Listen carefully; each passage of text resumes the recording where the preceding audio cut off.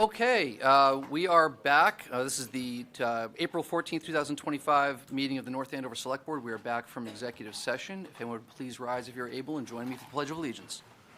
I pledge allegiance to the flag of the United States of America and to the republic for which it stands, one nation, under God, indivisible, with liberty and justice for all. Thank you all. First item on our agenda tonight is public comment. Per Select Board policy, public comment is not a discussion, debate, or dialogue between citizens and the Select Board. It is a citizen's opportunity to express his or her opinion on issues of town business. The board may respond to a public comment by taking it under consideration when deliberating on an agenda item or referring the item to the administration for appropriate action or response. Public comment shall be for a period of up to 15 minutes, with speakers being allowed 3 minutes to present their material. Is there anyone here for public comment this evening? Yeah, just name, join the podium. Name and address if you don't mind, sir. William Callahan, 23 Lyman Road, North Andover. Welcome. I'm coming as the chair of the Community Preservation Committee. Just in case you have any questions later during the proceedings, I'll be available. And I wanted to say two things, knowing that there's a minority opinion out there that says the Ridgewood projects at the cemetery and at the second burial ground are perhaps unnecessary and unwise. And I had 2 points to make regarding those. One is that Ridgewood Cemetery has been the beneficiary of lots of CPC funds, and that's definitely true. And I would say that the committee has spent a lot of time working with them to get a comprehensive look at what they're doing. So they had prepared sort of a master plan, which they've been carrying out over the years. So we certainly have seen this work, progress over the years. Two is that they do provide a great public benefit to the town in terms of being the town recognized as the town cemetery. So although you may look at this expenditure and say, why are we spending money on this? There's also an opportunity cost. Like if we weren't spending money helping Ridgewood, if we had to do our own cemetery, maybe we'd have an enterprise fund. Maybe we'd have pension liabilities. We'd certainly have healthcare costs. We'd be buying dump trucks and front end loaders and putting up buildings and maintaining grounds and so forth. It'd be quite expensive. If you look around at nearby towns, they spend a few $100,000 per year running their cemeteries, and it's required by law that you have one. So we think most of the committee is pretty well assured that that is a good benefit that they provide to the town. It thinks it's important, and this is one of the last projects on their master plan, which when they came to us at first, before I came on the committee said, why don't you get a full plan together on what needs to be done?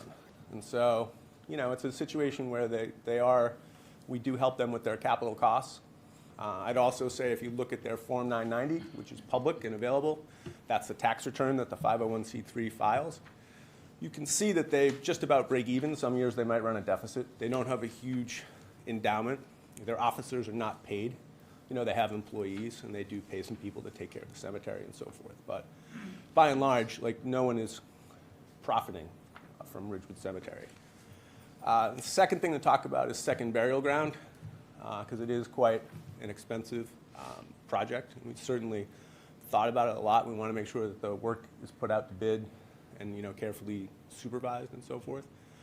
And I'm happy to forward along to the committee, and it's obviously part of the record, their application.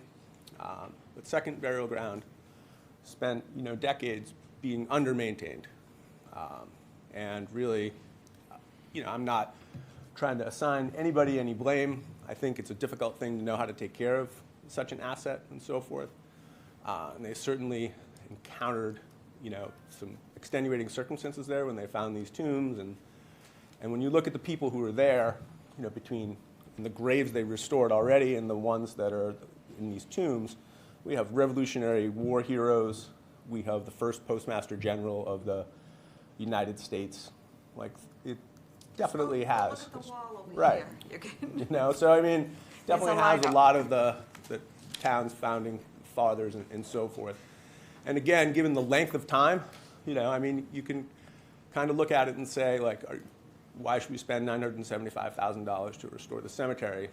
And maybe the better question was, why weren't we spending $30,000, $40,000, or $50,000 a year for 30 or 40 years to make sure that the cemetery was maintained? And I know it's been in the care and custody of different groups over time, but very few that had the expertise, I think, that the Ridgewood trustees, and the energy and the vigor that they've brought to the project. So I wanted to make that statement. I'll remain available, and if you would like any of those materials, I could certainly email along. Thank you. Thank you. Okay, anyone else for public comment this evening? Okay, seeing none. We'll move on to our new business. Item A, we have an update from Mark DeSalvo, our town moderator, and Brian Fraser from CAM, discuss our preparations for town meeting, which is just under a month away. Thank you. That and something that's more important at the moment. Accountability is an important word to me. And exactly 11 months ago, almost to this very minute of the hour, I had the unfortunate responsibility of stopping the town manager from speaking about our town budget at town meeting because we had an interruption in service during the town meeting, as you'll all recollect.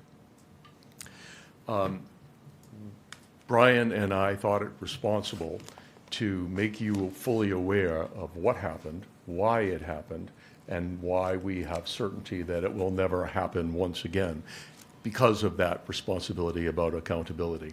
He has a somewhat technical report to distribute to you. If you do that now, Brian, I'd appreciate it. I will not be reviewing it for two reasons. Number one, because it's lengthy and dense, and number two, I'm not entirely certain I understand it. I trust if you do or some of you do, that's grand. But notwithstanding that, I hope to give you the English version of that in this moment. And Laurie, if you'd pop up the first deck, I'd appreciate that.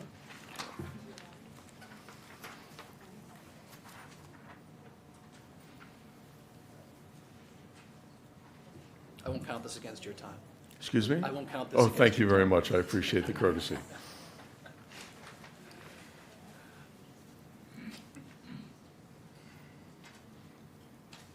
I can talk to it as this goes through.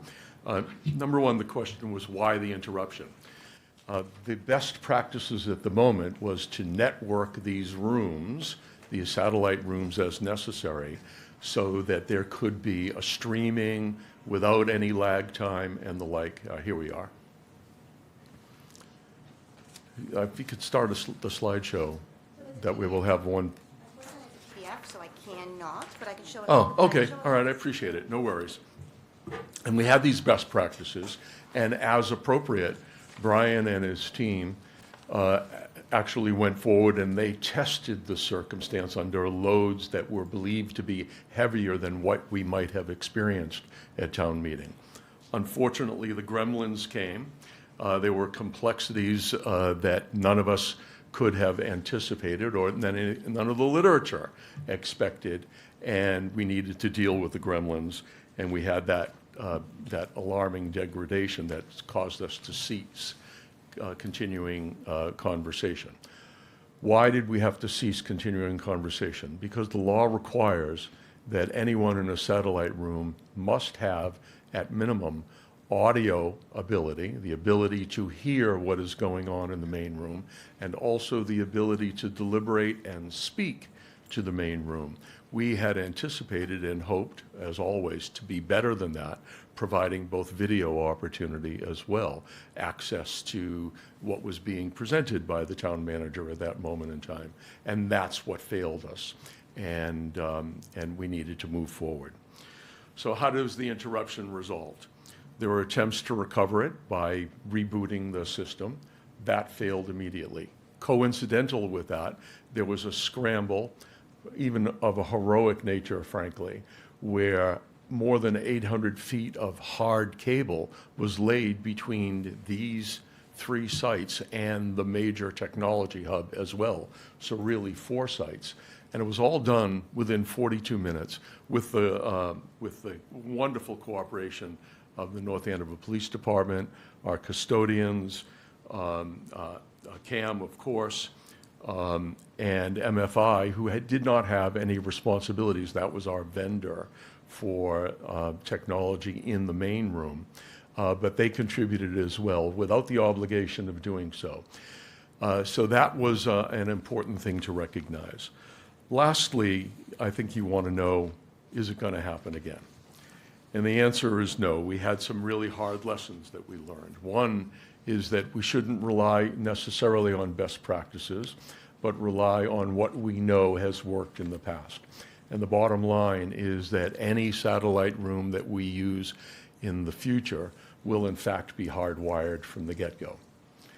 So that if we choose to use a networked circumstance, we can immediately switch to the hardwire. CAM has tested that already in February and will be testing again during school vacation week in order to assure that we have no problem. So there will be a redundant opportunity. Opportunity for thinking forward as well is that CAM is reflecting on some optical upgrades, fiber optic upgrades, and that may be presented to us either as supplementing or augmenting sources or from their own funds in terms of justification as to what to happen, but I would hope that we would always support that. And lastly, that the citizens of North Andover were wonderfully patient and wonderfully tolerant. I had several folks come up to me and say there was a certain majesty to what happened in that moment. We had the cock-up, and there was absolutely a breakdown. I went to each of the rooms at least twice to explain what was going on and the progress that we were making. But I saw neighbors talking to each other, and I have a report that not a single voter left the venue in those 42 minutes. Not a single one. And folks were chatting with each other, and several people came up to me and said that they enjoyed the interregnum, the opportunity to speak with their neighbor in a non-threatening kind of environment. But I hope never to have to repeat that circumstance again. That should have been my penultimate. Lastly, is that why did we actually have to connect these rooms? Determining the venue is very much a black art. We can't, under the law, require that you RSVP, and only those people who RSVP can attend town meeting, an open town meeting. So we need to be prepared for whatever it is our expectations might be. I've presided now over something like 17 meetings. We've predicted, calculated appropriately 16 times, but we didn't at this last meeting. Why? Every expectation, you know that I speak to each of you around what do you think will happen, was that we would have a pretty modest-sized meeting. We did not understand until discovering the Friday before that there would be an outside effort, which is absolutely every advocate's right, to bring people to town meeting. We didn't have the opportunity because of public bidding laws to move the meeting to the field house because we couldn't get out and contract for the level of technology that was necessary so that we could enjoy a fair, open, and efficient town meeting. This year, the judgment has already been made that we will in fact be having the meeting, the principal site will be the field house. There's a cost to that. The relative cost for something in the field house with networked, hard cabled as well, auditorium for overflow space and potentially the cafeteria is about $36,000 just for the outside technology contractors. Whereas for a regular town meeting, if I might, in the auditorium, it's as little as $6,000 for that level of work. So making the judgment, we need to be prudent and fiscally responsible about where we are, but know that we have the flexibility to be able to service all those people who choose to come to town meeting, no matter where we have it, because we can hardwire and network satellite rooms. That's our report. Thanks again to Brian and John Hyland, who also contributed to the technical report. I'm happy to answer any questions about where we were 11 months ago or where we hope to be a month from now. Sure, no one wants to relive 11 months ago any more than you already have, but I'll certainly open to the board if anyone has any questions for the moderator about what happened or where we're headed. Did I say that correctly? That if you're, wherever we start, would have to hardwire for, for potential overflow, but that if we choose to start in the field house, that's $30,000 more than starting in the That's auditorium? exactly correct. Exactly correct. And the reason for that is we have the responsibility of assuring that everybody visually has the opportunity to see and hear where anybody would be, whether you're in the front row or section 17. Just today, for instance, I got a schematic from Jeff Coco, who's been a wonderful volunteer, about what our field house plan is going to be like. And this suggests 15 sections of voting. We've already determined that we're wrong. It needs to be a minimum of 17 sections of voters in order to speed things up. If in fact we have a count, let's hoping we can do things by consensus. And that capacity is what? I'm sorry. The capacity of that room is essentially $2,900, 2,900 people, excuse me.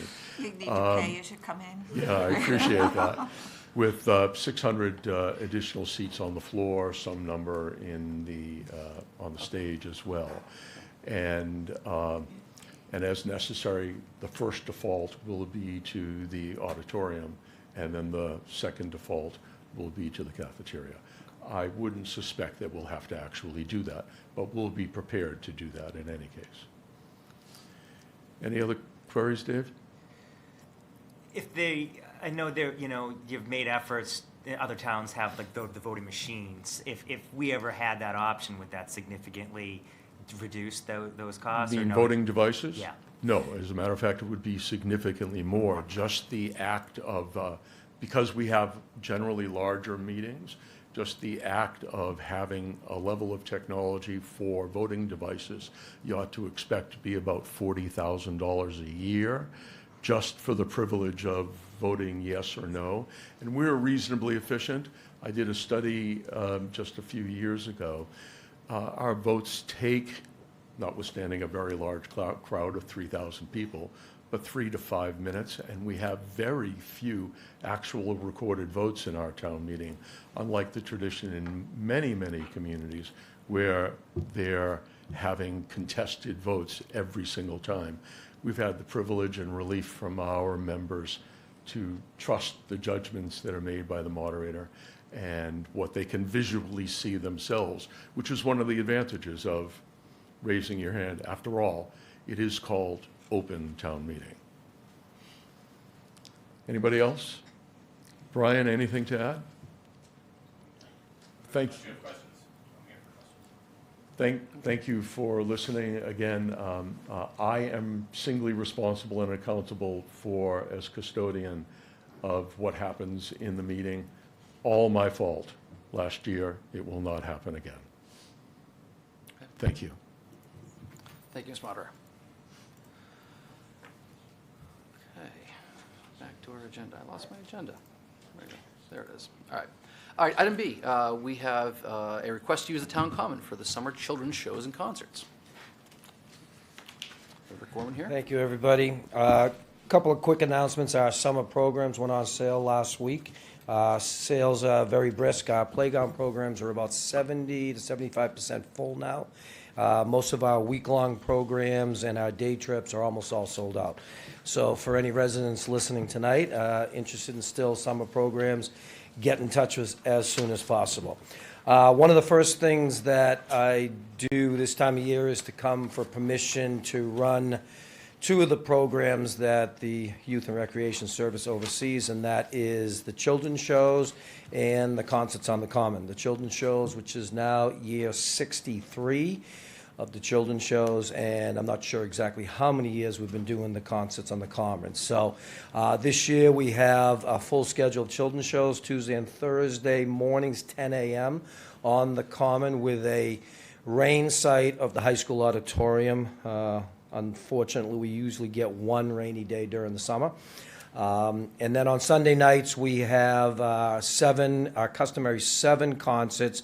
This year, we're having an 8th concert on August 24th to wrap it up. It's going to be more run by kids, and it's a concert with 3 to 4 soft rock, folk bands to raise funds for the Alzheimer's organization. We're very excited about that, kid-driven, and it'll add one more concert this year. So that is a total of 8 nights, Sunday nights, and then a total of 8 days for the children's show. So once again, we try to mix up our bands. We have over 70 bands to try to go for our 7 dates.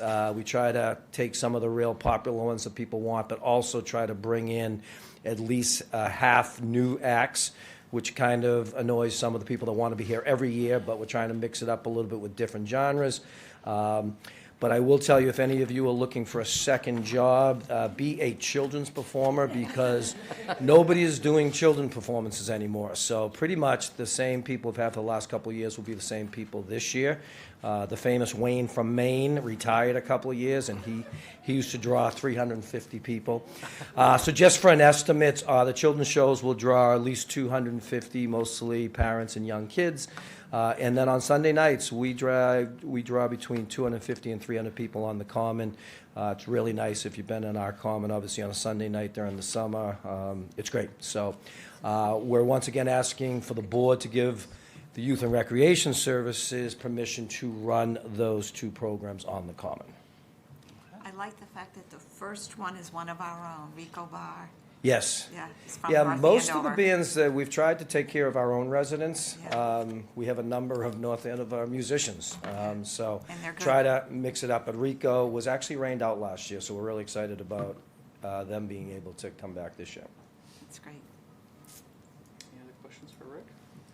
Or comments? All right.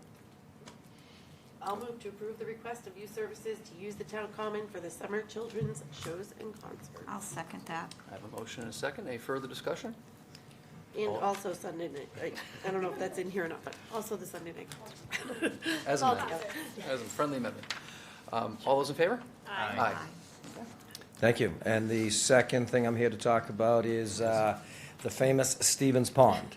I do want to thank the board. This is my last year of coming here, Rosemary, to talk about the Stevens I'm Pond. not changing my mind. 23 years the Youth Services has been running the pond, and it's obviously been a healthy discussion we've had every year of what to do with the pond. I think most people in town know we had our worst year last year. We had a couple of periodic days. We had to close in July due to high E. coli readings. We test the water every week, and then we actually had to shut down for 2 weeks. The year before, we had a flawless, despite the floods that North Andover had, we had a flawless year at Stevens Pond. And then the 2 years previous to that, we had the same type year. It's been a challenge. Melissa, myself, the Health Department, the Department of Public Works, and the Water Treatment Plant, we met in January. We recommitted that we want to keep Stevens Pond open, and we need to do everything in our power to do that. I think Melissa may have updated you, but we need to try to bring back the faith of our residents that Stevens Pond can stay open. Remember, the number one thing we're dealing with is the geese issue. And we're contracting with a company that actually runs dogs pre-season to try to kind of disturb a little bit the geese population down there in a healthy way. That is something the town's taking on at a financial expense. And we're hopefully going to see that. We also, we don't have any control over it's going to be a dry summer or a rainy summer. But as Rosemary in particular knows, we've been doing this a long time, and it is I call it the jewel of North Andover, although it hasn't been that last year for sure. So this year, Melissa has decided that we are not going to charge a permit fee. If you remember, these 3 of the last 4 years, we've been spending money reimbursing our residents because we haven't been able to fulfill what we hoped we were able to do. So this year, we will follow the same policy. People will have to get a permit. They'll have to be registered. We'll run the same thing, but it will not be a fee. And my hope is that if we can do everything we possibly can to make it safe and healthy and everything else, that we can get back to using that. I think in the big picture, it is an expense, and it's an expense that this board has to agree to, but I think it's something in good faith. It's a good amount of money to spend to try to keep this going here. On the same breath, we are struggling with the swimming lessons because of the reasons I just said. People are not signing up for swimming lessons like we used to. People just feel they can't put money out when they don't know if it's even going to happen. Dee and I have been in negotiations with the YMCA about the YMCA taking over, doing some swimming lessons for us, either at the pond or at the YMCA. We just got notification today that they want to see how our first year goes this year, but would continue the conversation for us next year. And Dee and I are working with the Y right now to see if we can set something up through a grant program that our residents could, at a reduced rate, take swimming lessons at the Y. Nothing is decided on that. Dee and I will continue to work on that. So at this point, we don't have to discuss whether, the fee structure we have. I think this is something, and I don't know if the town manager wants to add anything to this. No, I think you covered it. I think it's been obviously problematic the last few years. We have not broken even on the pond, I think historically, maybe ever. And we have been returning funds at quite the effort from our wonderful accounting team. So I think this makes the most sense. I know how frustrating it must be for residents to purchase the pass and then not be able to go. So we're looking forward to seeing how this summer turns out. Absolutely. And I do want the board to know, we aren't the only community dealing with this. Most towns that have a pond are dealing with the same type of things. Believe it or not, Andover has not been struggling as much as the rest of us have, and a lot of it is they have a dog service, and that's something that we're going to try here. I don't know if you saw it, but last year I spoke to you about it, that the Tribune wrote an editorial that it's the responsibility of the community to make sure all our kids know how to swim and prevent drownings. And I thought, they must have watched our meeting. But we'll make it work some way, somehow. Yeah, we're going to continue, and Dee and I will address that issue. That's something that's near and dear to both of us, and I know it is for you, Rosemary. And if we can work with the Y, which is a great partner for us, and I think it's a win-win for everybody, we can try to make that happen. We'll make sure our residents are fully aware of what we're possibly offering with that. And I think getting the feelings from some residents, I think there's like, wow, that's great that the town would be willing to do this without a permit this year, to see if we can, win back supposedly the support and stuff and address. It is an issue, but again, as I said, every community is dealing with this issue, so I just think we've been very proactive. Appreciate your support, and I'm hoping we have a great summer. We will. Rick, how many more days was, you might not know, how many more days was Andover open than we were because of the dog service? Yeah, Do you- it's hard for me to actually give Andover Yeah. credit for too much, Believe me, but I totally I will understand. tell you that Andover did not close last year. Okay. So that the dog adds. serve, but that Yeah. speaks to the dog They service. have a pond dog, believe it or not, and I'm not sure how it all works, but that dog is there all the time. Okay. We tried, Chuck's department, we've had the police officer dog run it occasionally, but they've got a number of things that they can't be consistent with that. So that's what we're trying to do. Summer vacation. What's that? Could be Scarlett's summer vacation. Yeah, I think Skylar would probably just roll on the sand and not do anything. Our other dog is who I was really looking for, not Skylar. I don't think we need to take any vote or anything on No, this. I don't think so. We need any vote on this. I just, a quick question, since we're talking about Stevens Pond, this may not be the appropriate time. Who's responsible for the signage along at Stevens Pond along the fence? I've had a few things mentioned to me by residents. We are, and Okay. there are some things upgraded. What is the biggest one? Well, it's mostly about, like, we call it the jewel of North Andover, right? Yep. Like you said, and a lot of the signage is, I think, required signage to put up there. No parking, no dogs, and rather, is there a way we can kind of either soften it, make it a little bit more welcoming, maybe talk some of the history of it? And this may not be the right time to talk about this now, but is there something that we can do to kind of Yeah, we make it a little could, more? we have to upgrade some of the signs already who have just been weathered or whatever, but that's something we could definitely take a look at too. The other thing I'd be careful is the residents on Fox Hill don't want 9,000 more signs on the Agreed, fence, yeah. so we could take a look at that. And obviously, the dog issue was an issue Sure. and it continues to be an issue. But yeah, I'll definitely look into that. Appreciate that, Rick. Thank you. Okay, great. Thank you. Thanks, everybody. Okay. So that covered items B and C. And we are now up to item D, request to use the town common for the Field of Honor. And Joe's here. Good evening, members of the Select Board. Joe LeBlanc, Veteran Services, hoping to sponsor the Field of Honor for, is our fifth year? Seventh. Is it really? Wow. I must have missed two. Yeah, so we're hoping to sponsor that, and Bob Westcott's here to answer any questions you may have. Thank you, Joe. Good evening. Yeah, this is the 7th year that we will hopefully do this. I've got a few, these are some flyers that we, some little arty paragraph there about the field. It's become more of a service than we realized. We never anticipated when we started how important it was for people to hear their dedications read out loud. And that has become a major situation. Not a bad situation, it's just something that we're very careful about now. And our closing ceremonies, of course, are at the end of the 3 weeks that it's up. And it's on the Saturday closest to Flag Day, which happens to be Flag Day this year. We keep trying to improve on the events of that Saturday. Last year, for the first time, because of the rain the year before, we had a tent up for our audience, and we intend to do that again this year, just to be safe. And we get a small group for music that will have a little platform in that tent for them to work from. And and we do have one tent, a 10 by 10 that can be set up as a canopy or as a full-sided tent where we do our work. There's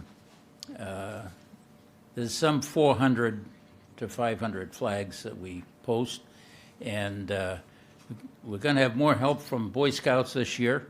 They really have started to key in on this as a great way for them to gain hours of service. And we're looking forward to next year, of course, is the 250th, and we want to be well-prepared and have some innovative ideas, we hope, to really make that and maybe we'll gain an award. I don't know, we're going to apply for it. But it really is, it's a time when having a place where people can go and be patriotic and not feel out of place has been really positive. And we're happy to be part of it.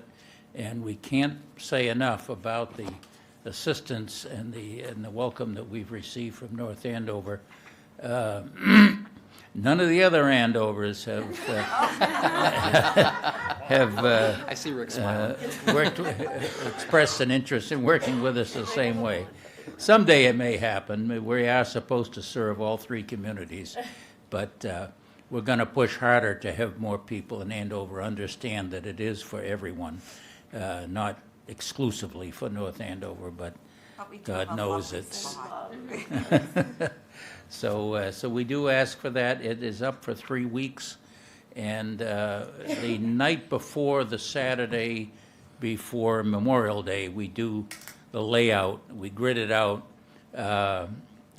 so that our quadrangles are square, thanks to Pythagoras, and we put caution tape around that so no one will stumble over the stakes that we do put there. Without the flags on them, it's easy to not see them. So we do put up caution tape.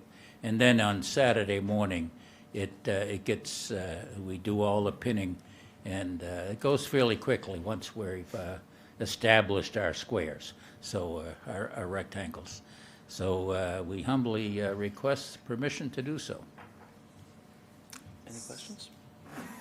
So moved. It's actually, yeah, it's one of my favorite displays that we see all year. It takes so your breath thank you. away when you turn the Yeah, it corner. really or does. come We down the street. appreciate your Good. efforts Thank you so much and- for that. and what it brings to our community. Thank you. All right, I have a motion and a second. All those in favor? Aye. Aye. And I would just, thank you, Bob. I would just add that it's a beautiful backdrop for the Memorial Day Parade as well, as we kind of march past that. So just a public service announcement while we're here, the week of, I don't know if it'll be the weekend before or the Sunday after their culminating ceremony, but we'll have the flag retirement ceremony at Ridgewood, which has really taken off and become a pretty well-attended event, so. Excellent. Thank you, Joe. Questions? All No, I is think good. we're good. You got a yes. Thanks, Joe. Thank you. Thank you for all your work on this. Okay. All right. Item E, we have a request to close First Street from CVS Driveway to Main Street for the farmers market on Sundays from June 15th to September 28th of 2025. Chris Allen from the farmers market is here. Yeah, Chris Allen Farmers Market, Beacon Hill Boulevard. I'm not used to being on this side. And the other side. Cook, please. So a little bit of an update. We are heading into our 8th year. My goodness, how did that happen? I was thinking it was like 5 years. No, it's longer than that. And it's a little bit different for us because we've made some progress in our own entity. We now have our own tax ID number. Ooh, we're so excited. Believe it or not, it took a long time to get it. So we have a little bit more autonomy. And I want to thank the Merchants Association for being so generous and so supportive for a very long time and helping us build up to this point. It's really been a wonderful partnership. And the other issue is that Messina's Market evidently has somebody that they want to go into the space that we have been using for a long time. I know. I was thinking lots of people use that space, so I don't think anything has happened yet, but I'm looking forward to seeing, what's going to be there. And I want to thank the Messinas and Tina Messina in particular for just an amazing assist in making the farmers market happen. It wouldn't have happened without their generosity. It just wouldn't have happened at all. So, and she has been really kind and wonderful to us all these 7 to 8 years. So, thank you very much, Tina Messina. And also for other couple of thank yous, of course, Lowell 5 that supports us consistently every year with donations of money. They're also some would be difficult for us to do what we do without the Lowell 5, and the town manager for allowing us some space in the old senior center, and always for your support. So we're hoping that we can find a new home and figure out how to make this work going forward. So I think we got it this year. It's going to be interesting, but I think we got it. And also, we have a really amazing crew. We're a tight little group, and it's just, I get to say, yeah, I'm the leader. It's like everyone else tells me what they're doing, and I'm like, oh, that's awesome, but that's pretty much how it works. A lot of really hardworking people, and there's a lot of volunteers that come from all over the community that just show up on Sunday mornings and help us out. And it's we're very grateful to it, and it makes it fun. And it's really nice to see folks come down and to hang out with their neighbors every Sunday. So we are requesting that we are able to close First Street from CVS Driveway to Main Street for the farmers market on Sundays from June 15 to September 28 in the year of 2025. At your pleasure. All right. Any questions for Chris right now? All right. So you may be aware we did receive some public comment regarding one of the abutters and closing it. And The abutters to First Street? Yeah, an abutter to this area that is saying that their driveway gets closed off, so. Well, that's interesting. I would like to hear more about that because. I'm not sure. We literally just found out right Okay. before the meeting, so I wasn't sure if you were aware of that or if that had been an issue in previous years. Well, we try to be very considerate of the, there's a couple of spots right across from, like CVS, on the other side of the street there, where, the pizza shop is. It's like maybe 2 residences that are right on the street, and the market isn't there. There might be people who park there, but the market isn't there. And as far as the egress and entrance to Yeah. the parking lot behind there, we are pretty consistent about not blocking that off. And we have to be, we have to go by the guidelines issued by the fire department about how we place things so that they can actually get a truck up and down the street. And so that people can leave the parking lot behind those buildings. So we'll try to be more aware. I would like to know the specifics, because if there's an issue, if it was a singular issue, yeah, I totally get it. That can happen. Sometimes people park right there, and we have to, try to get them to move, but it's rare. So that is interesting. Yeah, my understanding from the letter is that it's the only access point to a house on Main Street. On that Main the access Street? is off of First. Am I understanding that correctly from your? Yeah. And again, we're not dealing with full information. We've had all of about 5 minutes to digest this, so. Could that be one of the trucks, Janice? Like the food trucks? No, No. no, because we don't, We don't put things there on Main Street. No, it's They the access access it from from First. First. From First. So essentially, it's, what the statement is that it blocks the driveway to a Main Street house, which is accessed off First. Oh, So just for Around the further back. clarity, so letter we actually received from an attorney representing a client who has a building on Main Street. Yeah.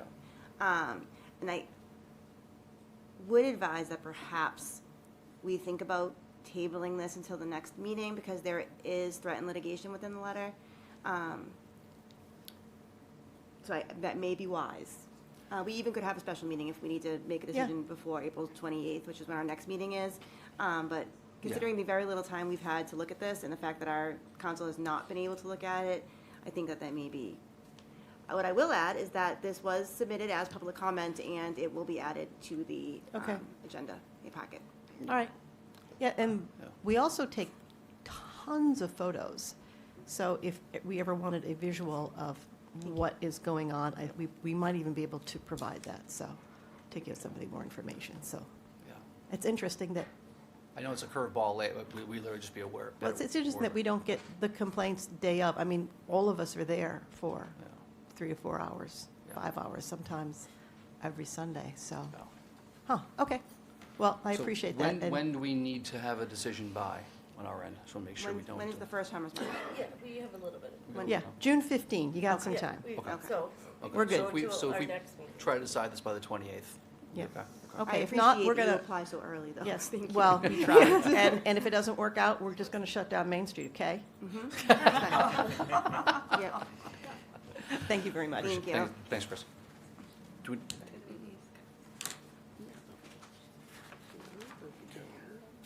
we need a motion to table that?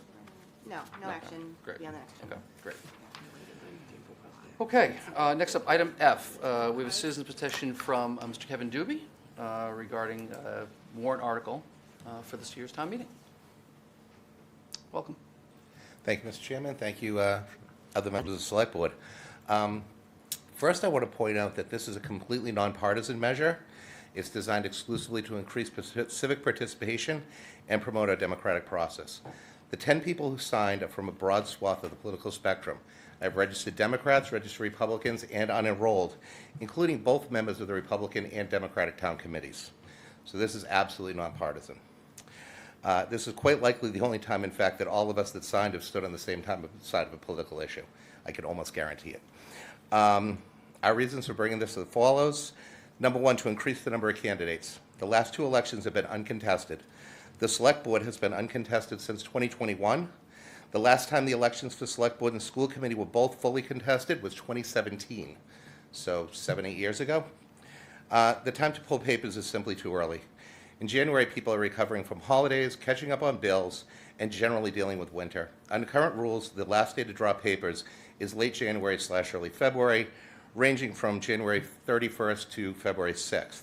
This is well before many are looking seriously at upcoming issues facing the town, such as the budget and other important matters.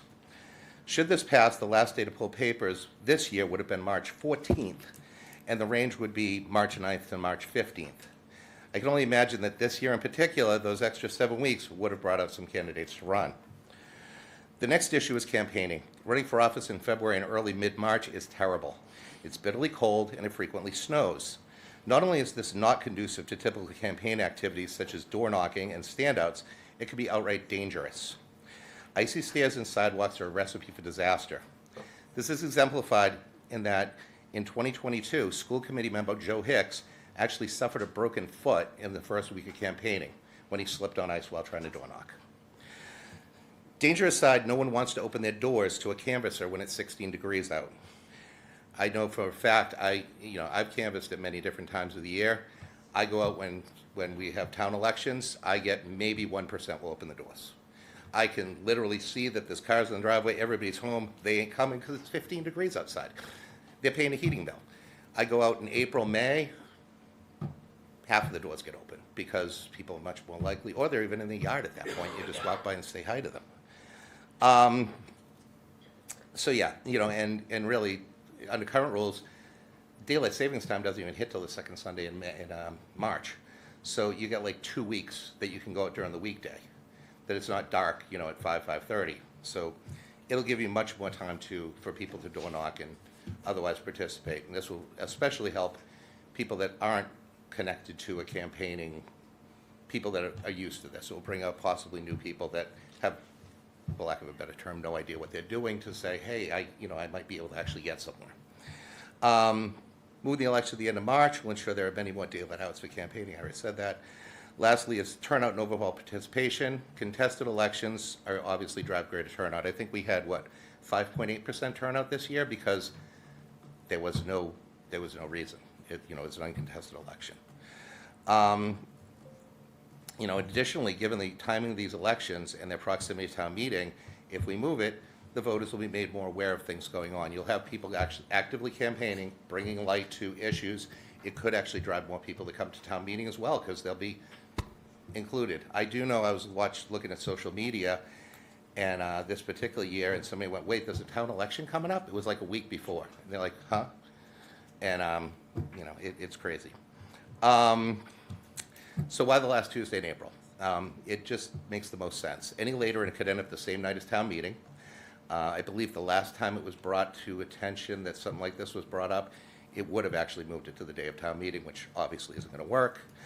The last Tuesday in May was honestly my original idea, but that's the day after Memorial Day and would place undue burden on the town clerk, and potentially the clerk's office might have to come in on Monday, costing us overtime and everything else, and really making somebody upset with me.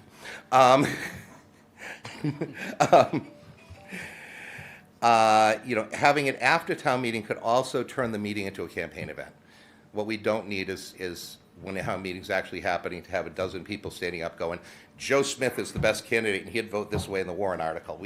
Let's keep town meeting. So a couple weeks before, I think, makes it good. We're close enough that the issues have been identified, people can campaign on them, but we don't turn town meeting into a campaign fiasco. And looking at surrounding towns, North Andover and Andover currently have the earliest town elections. We're the only ones to have one in March. Tewksbury, Reading, Linfield are the first week of April. Hamilton and Wenham are the second week of April. Wilmington, it looks like they're the last Tuesday in April, which I'm proposing. And then Dracut, Groveland, West Newbury, North Reading, Danvers and Topsfield are all the first week in May. Georgetown, Boxford, second week.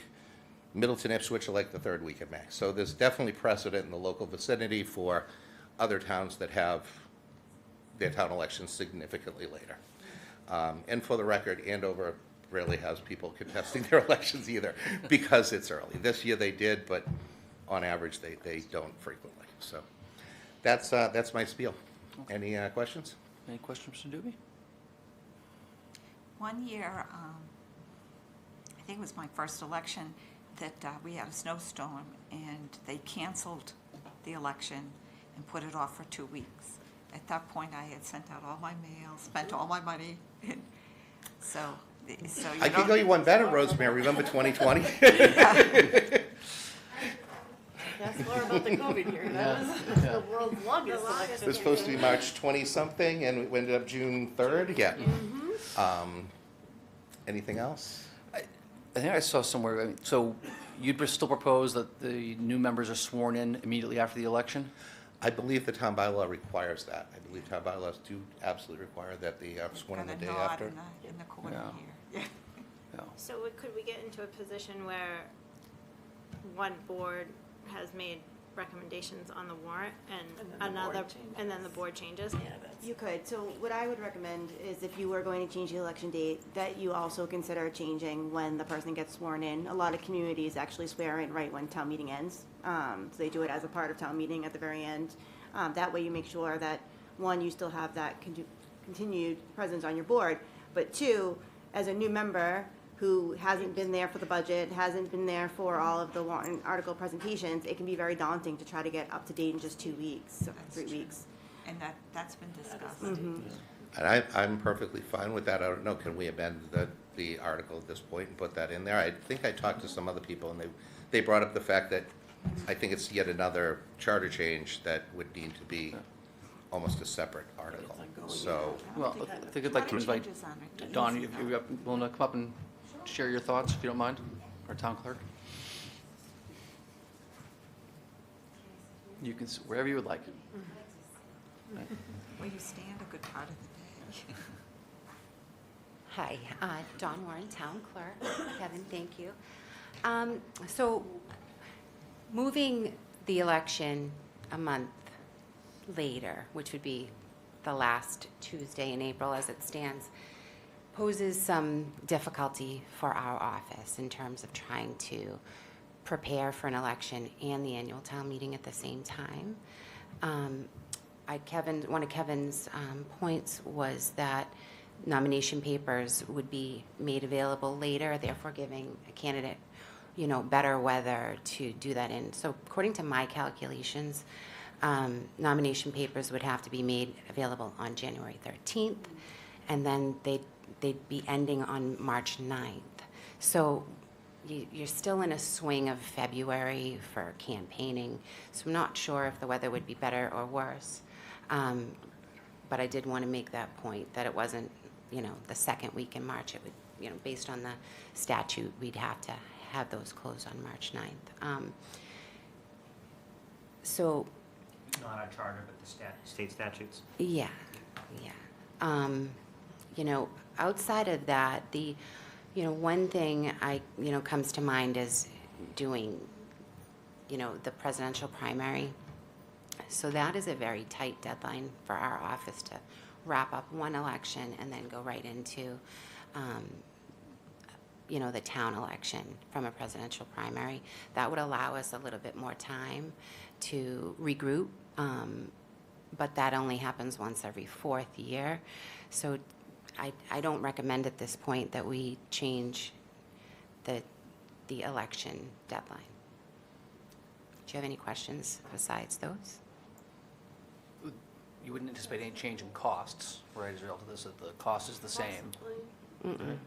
No, the cost is the same. Yeah, okay. It's just more the logistics of it being a very busy time of year for you guys. Although Well- it's a busy time of year, right, so there's the Quite indication that frankly, you may have to bring in extra people to get Yeah, prepared for the election and the town. these two events are the biggest events that the town puts on annually. Can be, anywhere from 2,000 to 3,000 people, and an election is a major undertaking for the office.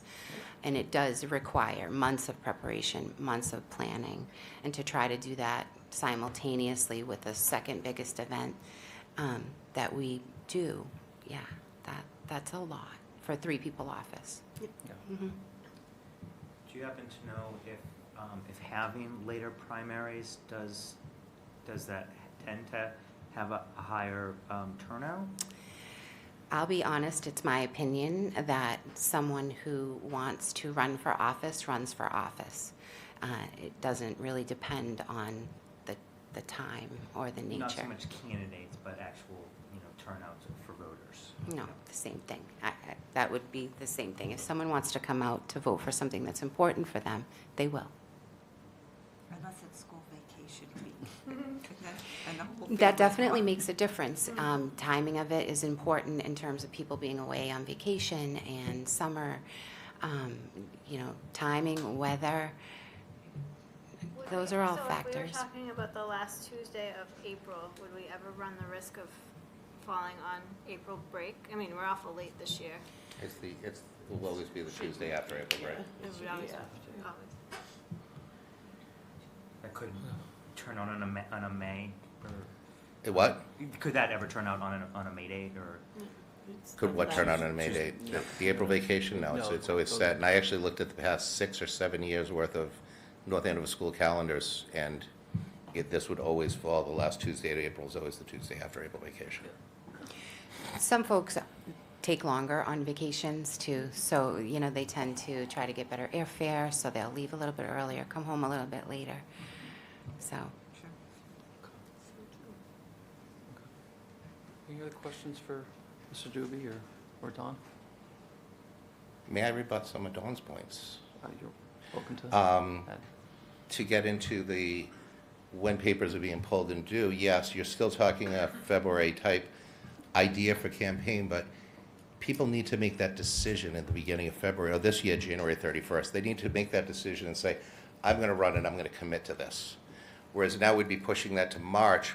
They could be spending that January, February month going, do I really want to do this? Hey, I have an idea, I'm thinking about running. Now I can call my friends, I can call supporters, I can say, do you want me to do this? Will you come out for me throughout February? And then make the decision of whether or not to pull papers. It also, as I said, you do get into the budget. I mean, I don't think the announcement that Kitteridge was closing came out, but like the day before the last day to pull papers. The budget discussions happened more in February, early March, than they do in January. So it's, you know, you're dealing with unknown quantities, you're dealing with things that people are going to start to go, I should do this, and it gives them that buffer time to come out. And I do have to completely disagree on the weather, because having done this myself many times, yeah, I've slipped on ice. Yeah, especially out country, people don't shovel their stairs. I've almost killed myself more than once going up and down those stairs. April right now, 2 days ago it was cold, but there's not typically ice in April. And it is significantly warmer on average than it is in March. So it is significantly better. In fact, I know I went out door knocking last April just for my committee, and that's where I experienced, wow, this is what it's like when it's nice out. People are opening doors, they're out in their yard, they're doing stuff. I communicated with a ton more people than I ever did during a town election season when it was freezing cold out. I mean, literally, even people just thinking about the fact, I know me, opening that door is going to cost me $10 in heat when the heat comes in. Why am I going to do that? So that's really, I really feel, and again, election costs aside, the last 2 years, we may not even had an election. I mean, the year ago, Janice was holding signs. I drove by and I said, why are you bothering? Did you vote? Then you won. You won. And it was really cold that day. If you remember, it was really cold and miserable that day. For everyone up here who's held signs, we all appreciate the weather for sure, without a doubt. For the towns that do their elections that much later, do they also do their town meetings a little bit later to give that a little extra buffer? Do you have that knowledge? Because I do want to be sensitive to the, because I have some of that. no, I know. School gets out Not that of- I'm looking to move town. I'm just curious. Do they address that by spreading things out a little bit further too? I can get that information for you. I'd be curious. Most communities are not going to wait much longer No. because if you want to have a budget. You have to end Okay. the fiscal year, Okay. is when you have to have a So budget. we're already a little bit Yeah, late. they can't push them off much later. I Yeah. think that's why some of them were first week in May, because they're holding a town meeting a little bit after that. I know there was one, unfortunately, a lot of these websites, when I was looking at it about a month ago, didn't actually have their town meetings and town elections posted, so I was kind of trying to figure out best I could. What would be our process to change the swearing in to town meeting? We'd have to do a bylaw change. So we would need to do that the next town meeting. Yeah. Okay. Okay. So we would have one election if this passed, that we would have a swearing in beforehand, but then not. I'm not really sure that that's a huge issue anyway. I mean, the recommendations would be there. I think anybody running would just have to acknowledge that that's going to be the case, and that, yeah, you're going to be there, town meeting, the recommendation that, the warrant is set by town election, so any, select board yeas or nays have been put in. And I think anybody that is at town meeting would recognize that, hey, so-and-so's not there anymore, and then we elected this new person. So, yeah, we kind of know the sentiment of the town at that point, or not. So I think there's a lot of, I don't think that's as big an issue as one might make. There's quite a few items that we report at town meeting. So I think that if somebody was running, they would have to have responsibility to keep up to date on those, because they would then have to vote without having been educated. That would be my biggest kind of- worry, yeah. We've got I think, quite a few this time. Okay. Any further questions for either Don or Mr. Dubey? Okay, thank you very much. Thank you. Okay, next up, we have another citizen's petition, this one from Mr. Mark Rogers. I saw that there. Hello, Mark Rogers, 19 Trinity Court. I was prepared to do a presentation, but I'm going to turn this into a thank you instead. After reading through the town manager's proposal, I was concerned that it wouldn't be memorialized for, and let me back up, this is about funding surprise costs for special education. And the town manager and the boards have come up with a better idea than what we have currently, which is that we can spend a maximum of $200,000 per year. We can't spend it until town meeting, so there's a nail-biting element to releasing those funds. So this proposal is just a better plan. And so really, I just wanted to say thank you for doing this. And I read your agenda, I read your policy change proposal. It's right on the money. And I really don't have, if you have any questions for me, I don't have any questions beyond thanking you for doing this. Because I think Always nice this adds, to hear a thank you it adds, that's directed at the. it adds the town meeting. transparency, it adds immediacy to the funding, it adds more funds potentially per year than the other method, and it's just less clunky. So, any questions for me? Tends to be pretty thoughtful about those sort of things. We definitely appreciate And I'm that. sorry Mark isn't here because I wanted to thank him for putting me up last on the agenda. I love the pathos of being last. But anyway, thank you very much. Okay, thank you.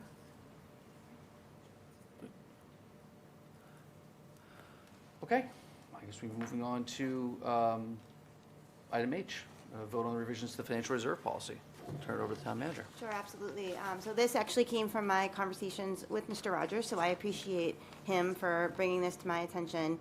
As you know, over the last few years, we've really tried to move away from using the special ed stabilization account, mostly because it was something that we were really relying on annually, and it was creating kind of a structural deficit in our budget, because we were constantly using a one-time revenue source. So what we did was we went ahead and took out the special ed stabilization account from our policies, and we inserted the Finance Committee Reserve. So as you know, we memorialized the Finance Committee Reserve back in 2020, which is my first budget here. Prior to that, we had an excess budget in our benefits line that actually came from when the town withdrew from, when the town went into the GIC. And we were keeping the money there and using it as needed throughout the year through transfers. And so we took that funding and we put it into this Finance Committee Reserve. This is the 5th year in a row that we've budgeted for it at the $1.5 million number. I will say, I've never been more happy that we created that account till this year, because our benefits line this year went up so exponentially that if that money had still been in there, it would have gobbled it up immediately. Because we saw a 12% increase in the GIC, we saw a 9% increase in retirement. So if we hadn't pulled this money out and held it like we have been and had the commitment from the select board and town meeting and the finance committee to keep this account, I think we really would be in a not very good place right now. We'd have no reserves moving forward. So the way this will work moving forward is currently we have an application process, which is that you come to me, ask permission to apply, you do a memo to the finance committee, and you go before them. This sets out an actual application process. The application has to have the signature of my office as well as the department head who's seeking the reserve. The applications have to be presented at a properly posted meeting of the finance committee. They require a majority vote, but it earmarks $250,000 of the finance committee reserve to be held for unforeseen education, special education expenses annually. Basically, what needs to happen is that the school committee affirms that the costs were unforeseen and that paying those costs from appropriated school department budget would impact their ability to continue to educate our students. The application would include non-identifying data showing what the expenses were and any effort that was made to absorb those expenses. It's important to note that this provision does not preclude the North Andover Public Schools Committee from requesting additional funding for any additional unforeseen expenses from the Finance Committee Reserve if required. What would happen basically is that this $250,000 would be kind of carved out. If we got to the end of the year and there was not special education costs, then we could use it to do something else. If not, or it would roll over for free cash for the following year. And if not, then we would use it for that, obviously. Historically, we have used the reserve pretty much every year. The last year and the year before, as you know, we kind of used all of it, 1.5 on education expenses. Before that, we did use anywhere between $900,000 and $600,000 a year.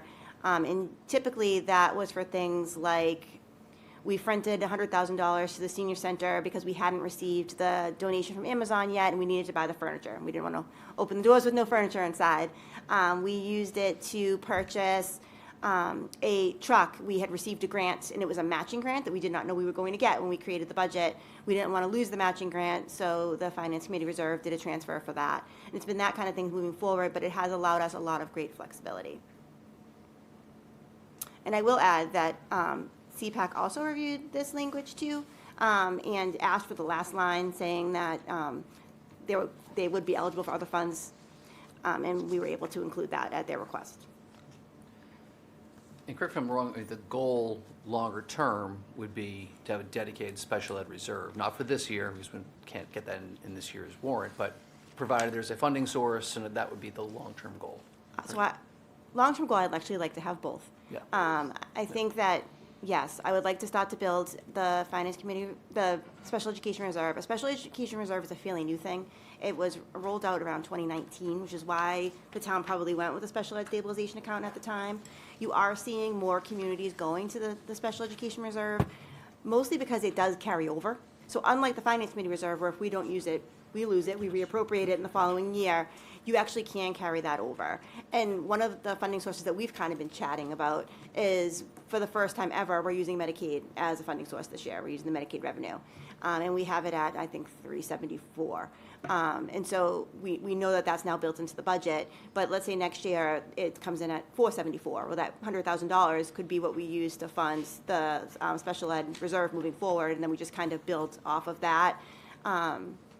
I think it's a good way to at least get it started. And so the goal would be to have both.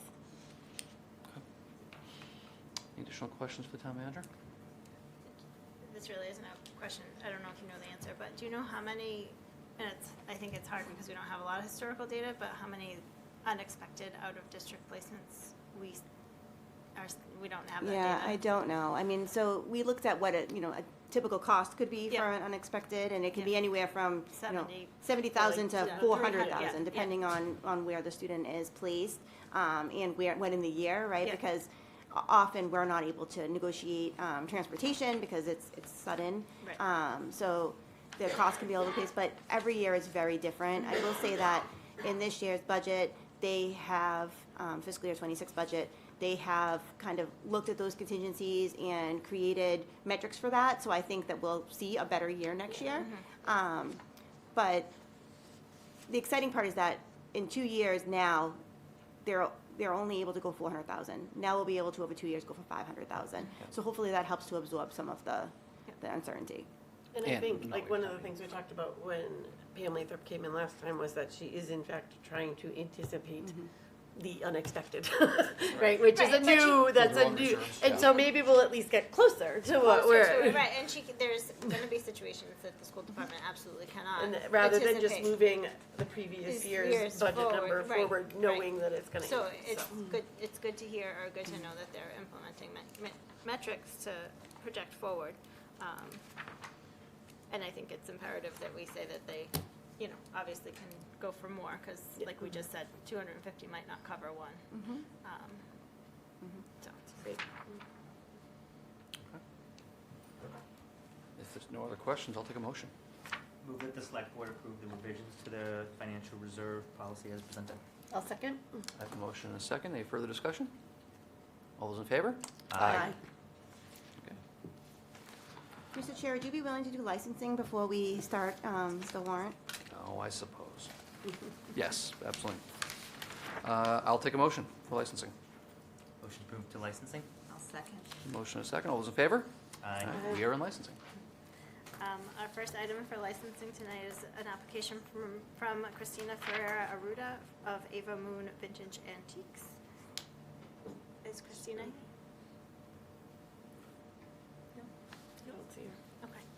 So everything's in order.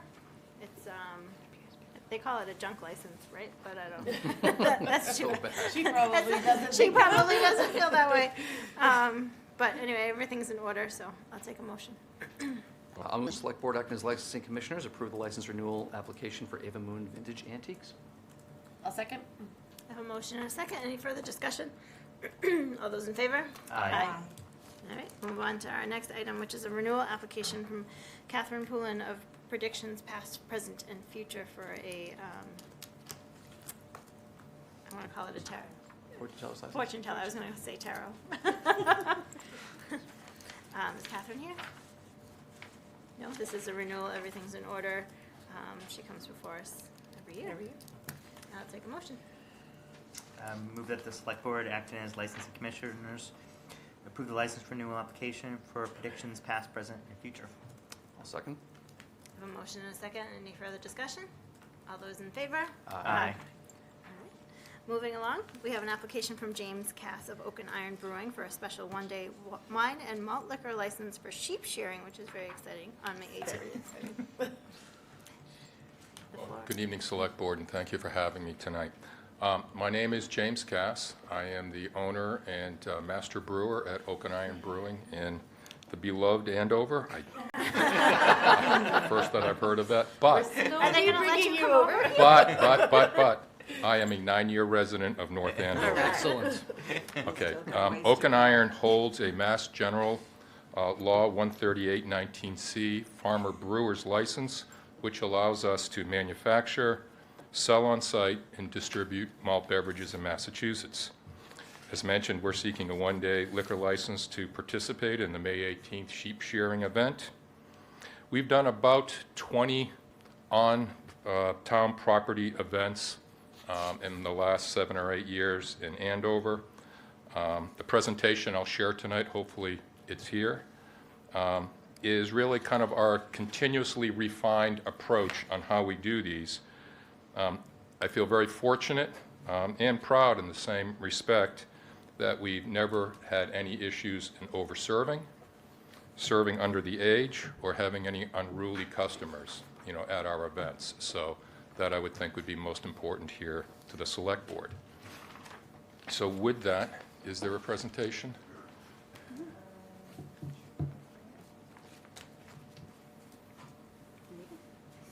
Very good. You can switch the second page now. So there's just a sense of location that we've been talking to some of the organizers of the event, looking at approximately a 1,000 square foot beer garden somewhere in that general vicinity. I'm sure that will be refined in the not too distant future. And my house is right in that top right-hand corner. You just can't quite see it, but it's there. If you could turn to the next page, please. Just some details about this. So obviously it's May 18th. We're requesting to serve from 11 a.m. to 4 p.m., which is the hours of the sheep shearing event. We'd set up at 10 a.m. in the morning and we'd tear down at 4 p.m. in the afternoon. Inside the beer garden, everyone is welcome, but only 21 plus will be served. The size, as I mentioned, is approximately 1,000 square feet.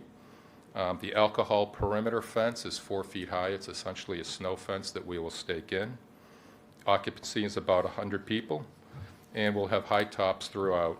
Pop-up tent at the opening to sort of direct the traffic, and we'll have a sign on the exit portion of the tent that says no beer beyond this point. Our beer serving process is first we will check everyone's ID. We will stamp their hand. One stamp gets one beer. So somebody can't come up, get 3 beers. We lose sight of where they're going. They're passing them out. So one stamp, one beer. Server will take the order, pour the beer, and they'll handle the transaction. And we'll pour into biodegradable cups. The beer supply chain is we'll go to the brewery in the morning. We'll load up our trucks and cars. We'll bring full coolers, ice down, and we'll actually drag them onto the grass and into the beer garden. As it regards to food, there'll be food trucks adjacent to the beer garden, and food may be brought in. And in terms of trash, we'll bag up all the trash there, and then we'll hand it off to the local town person to get rid of it. In terms of the security plan, and it's worth just saying this twice, we'll have one ID station, proper ID, right-hand stamp, server checks the ID before serving the beer, one stamp, one beer. In terms of controlling unruly customers, it's highly unlikely given this audience, the time of day, the nature of the event, but all of our servers are tips trained. Myself, I'll be there and we'll be manning the stations, and if needed, we'll contact the police that'll be on site. Other provisions for crowd control, we'll manage the inflow should it get crowded. I wouldn't expect it would fill up the tent, but or the area, but if it does, we'll manage that at the entrance of the tent. And in terms of emergency evacuation, the alcohol perimeter can be knocked down, tent can easily be removed, and I'd be happy to take any questions. Any questions from the board? No, it seems like he has a very good plan.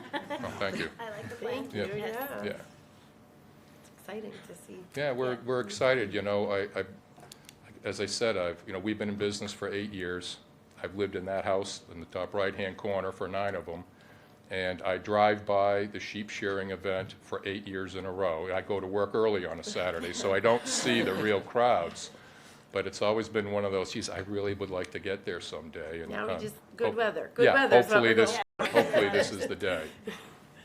That's great. Well, we're excited to have you, and it sounds like a very well thought out plan. No, thank you very much. This is testing the waters for a relocation back to North Andover. For You never know. Second You never know. location. Yeah, it's come up before. I'll take a motion. I move that the select board acting as licensing commissioners approve the special one-day license request from James Cass of Oak and Iron Brewing Company for a special one-day wine and malt liquor license for sheep shearing at the North Andover Common on May 18th, 2025, from 10 a.m. to 4 p.m. I'll second that. As long as everything that you said, you'll put into place unless you're guided to by the police department or something but you've got it so well laid out. Yeah. We don't want to skip anything. Yeah, no, we wouldn't skip anything. We've done this many times. I mean, we take a lot of pride in doing it right because we know it's alcohol. Yeah. And it's important. It's really And important. we take it like that. And I know Dawn over here, I go back 8 years with Dawn. She helped me get in business when she was the assistant clerk over there in Andover. And I think she knows that we try to do it the right way when we, at every possible step, so. Well, she's smiling a lot Yeah. and nodding her head, Yeah. so I think you've got to vote over there if she could vote. Yeah. She's always smiling. Yeah. I have a motion and a second. All those in favor?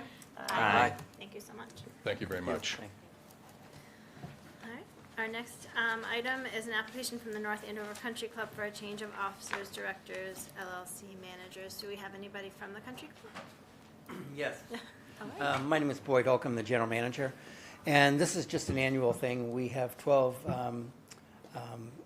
board members, we call them governors, and every year 3 or 4 of them fall off, and so this is an annual thing, and I think we had 3 come on this year. We had 4, 1 extended to another. You can have a 3-year term, and then they can stay on for another 3-year term. So sometimes someone will stay on for a 4th year, so we only have 3. So, but it's. Thank you for coming. Everything looks in order. Any questions? Then Getting I- into your busy season, though. Yes. Yeah, we actually open tomorrow, the golf course, which is 2 weeks later than usual. So. And we kept you Well- late tonight. Well, it was raining a lot, so you didn't miss too much. Yeah. So, but tomorrow, well, there's a chance of rain tomorrow too. So. Oh, but- dear. Okay, thank you. I'll take a motion. Motion to approve? Second. I have a motion and a second. All those in favor? Aye. All right. And our last agenda item is an application from Burton's for a change of hours. Is anybody here from Burton's? The one last person you don't recognize. Hi, I'm Frank Parzik. I'm with Burton's Grill. You can just go over the hours that you want to change? Yeah, we'd like to extend our hours to serve until 10:30 Monday through Thursday, 11:30 Friday and Saturday, and 9:30 on Sundays. What are the hours currently? I probably should know that. Oh. How late How are you long? serving currently? We have been closing at 9 p.m. I'm sorry, 9:30 Monday through Thursday. Okay. 10:30 Friday, Saturday, and 9 PM on Sunday. Got it. So it's like an extra hour. Those are Yeah. reasonable Yeah. hours. Except on Sunday, it's an extra half an hour. Half an hour, yeah. Right. So I assume business is good, that's why, right? Yeah, it's good. We're seeing more people coming out in the later dinner hours where it used to be really early, 5 to 7. We're seeing more folks coming out in town at, for dinner at 8, 8:30 if they're staying in a hotel in the area. So we'd like to be open for that. And it will include, you have a few outside tables, so it will include all of it. Yeah. Well, they'd have You to don't jump- really have any they'd have to neighbors, jump so. over the fence. And everything was in order and everything, all favorable recommendations from police and fire, so. Any other questions? I'll move that the select board acting as licensing commissioners approve the change of hours for Burton's Grill and Bar of North Andover LLC. My second. I have a motion and a second. Any further discussion? All those in favor? Aye. Thank you so much Thank for you. coming. I'll take a motion to close licensing. Motion to close? Second? Motion and a second. All those in favor? Aye. Back to you, Mr. Chair. Thank you very much. Okay. Oh, town meeting warrant recommendations. I've been saving battery for this on my laptop. Okay. All right, we did a lot last To be night. continued from last time. Yes, so, Article 9, CPC, Oh, starting right for that, okay. starting right there. Okay, all right, so with CPC,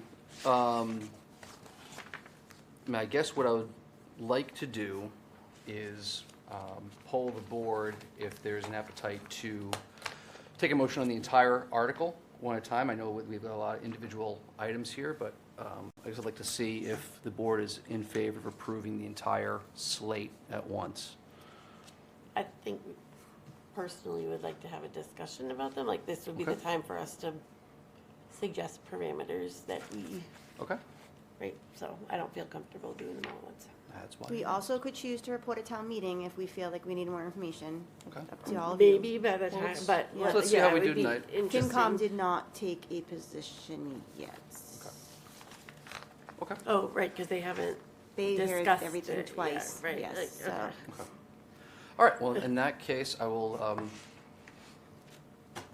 take a motion, and then we'll open up for discussion. Can I What get- were we gonna do a motion for? Well, it would be a favorable motion on Article 9, which we can then discuss. That's the process, just following the process to get us into discussion. Oh, okay. Every motion has to be a favorable motion, and then we can back into it. Right, am I wrong on this? You'd always make an affirmative You motion. make a motion, and then you have discussion. Then we have discussion, Okay. not a vote. Then I will move favorable action on the CPC Article 9. Okay, I have a motion? A second. I have a second. Okay, now we are in discussion on Article 9. So we got a whole slate of projects here. Obviously, we've had let me start maybe with these one.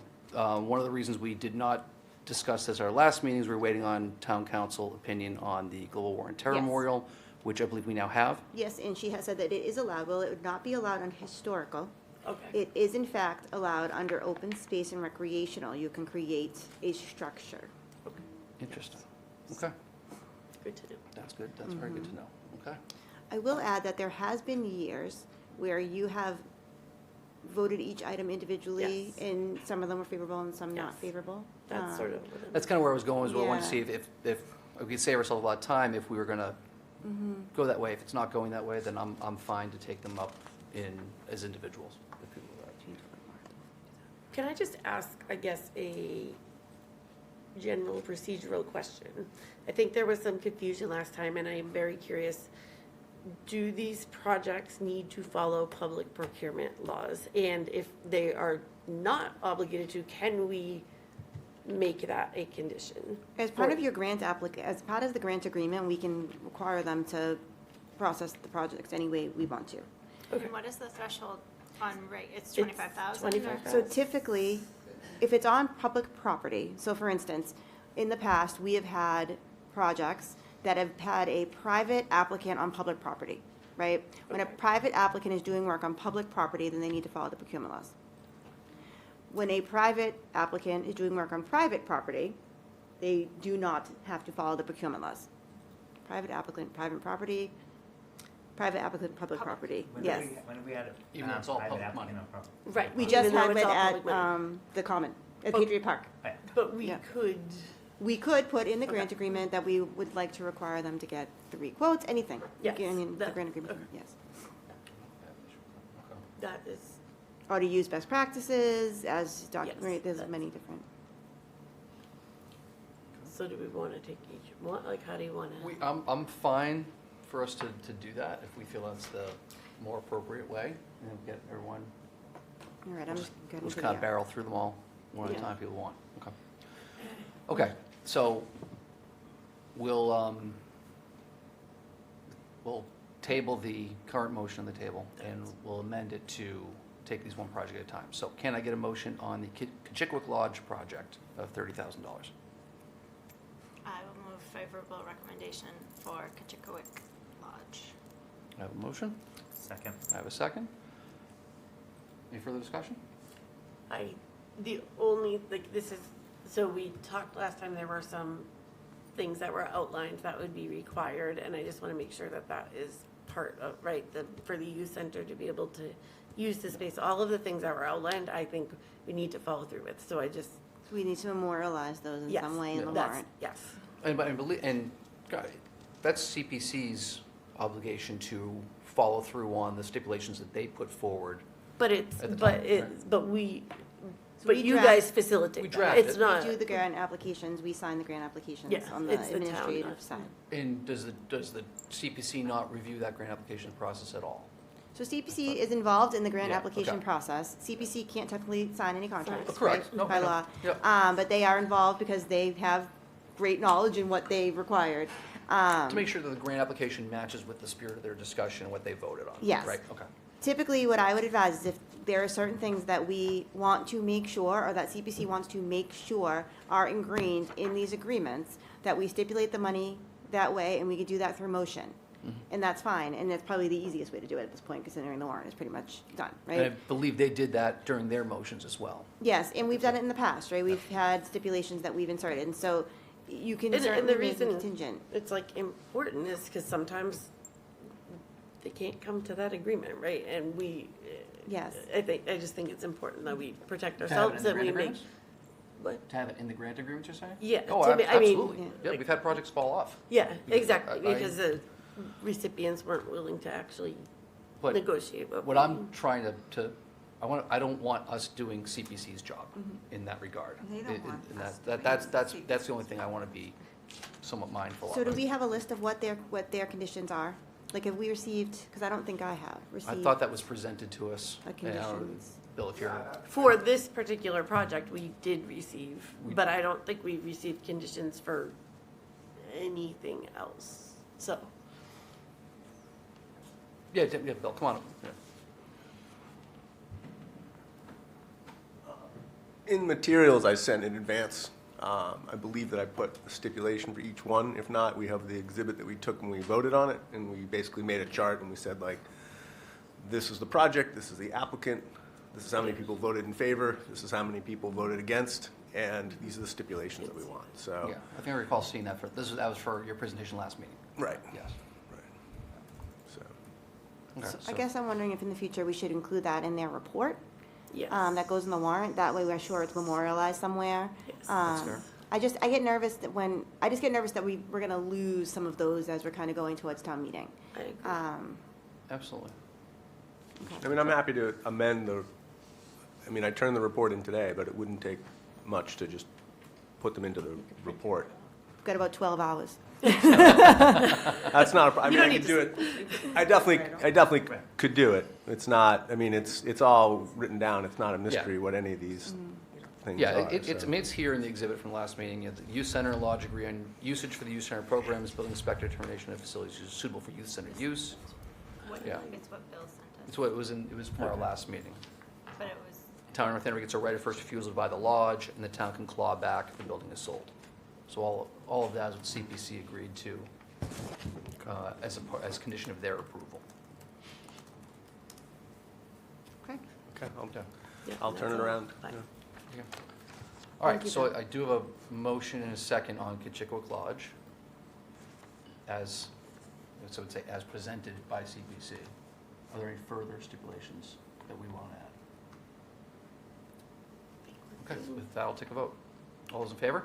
Aye. Okay. Next up, Ridgewood Cemetery, the Atkins Gate, $240,000. Let's see if there's any stipulations on this one. There were no stipulations in the presentation on this one. So I will take a motion on the So Ridgewood Gate. this is a lot of money. Like, these are the things that I think should go out to bid. Like, they are Go out to bid or at least make sure there's, you know, two or three, you know, bids from, you know. I think we have to, I mean, I personally think they should have to follow public procurement laws that we follow for things over $25,000. Do nonprofits tend to know how to go through that process, or is that something they could be counseled to do? It's also like prevailing wage, which is one reason not to do that. They don't have to use prevailing wage. Yeah, I mean, I'd be comfortable asking them just to get multiple bids. I don't know that we Is there can enough force. Well, I think there's enough But time. I mean, it's not available to them Yeah, till till July July to anyway. use, so. Yeah. So And there's- typically a bid is open for a few weeks. so- Yeah, I think that they have to post publicly. I was gonna like- say it needs to be posted. I think they'd have ample What do time you to do think that. about that, Melissa? I think it's good to encourage, considering that we have a fiduciary duty to make sure that these funds are being spent in a way that's responsible. I think it is important for us to encourage them to get multiple bids. Yeah. Just like you I'm would if fine you were with that. doing your kitchen at home, right? Yes. Yep. I see no reason. And then did they report that back to us or to CPC? So yeah, I think a lot of the time what we end up getting back is just, they report back basically what they've done, what they've completed in order for us to close it out. And so all of those bids would be included before we would agree to pay. To pay. Yeah. Okay. So, All right, I'll take a motion on the Ridgewood Atkins Gate then. I'll move favorable action with the Multiple bids. stipulation that they have to get multiple bids for the project. Okay, all right, I have a motion. I'll second I have a second. Any further discussion? All right, all those in favor? Aye. I'm going to abstain. Oh, okay. Okay. All right, so we have, that's 4 in favor and 1 abstention for the record. Next up, we have the second burial ground for $975,000. Again, Ridgewood Cemetery is the applicant. I would say the same, like, I feel Same, yeah. pretty strongly about the same thing. They have to get quotes for, Same yeah, stipulation? stipulate that they need to get quotes for the work. I don't think I have an issue with that. That's a The other- large amount of money. Yep. Bill, can I ask some questions on just for my own knowledge? So how many tombs did they uncover? 12, okay. And were they just buried under, like, ground? Right, Like- they were basically kind of encased in like a berm, so it looked like a hillside. Okay. And then Nobody as had been they paying excavated. And they were, I'm sorry, they And were they excavated them and okay. basically discovered. discovered them, yes. Okay. Yeah. And I guess I'd really stress on this project in particular, yeah, Ridgewood's the applicant. But Ridgewood did not have to take on this project. Right. This is not a part of the main cemetery. I know it's a lot of money, but it's in a lot of ways peeling an onion with what they found there, and I think it is an important historical asset for the town. So I definitely separate this out from the large amounts of money that Ridgewood has received over the years. They didn't have to take on this project. They're the best ones to do it because of their experience, so. in my It's opinion. something if we don't maintain, we're gonna lose. And frankly, we just uncovered a piece of history here as part of this, so. Yeah.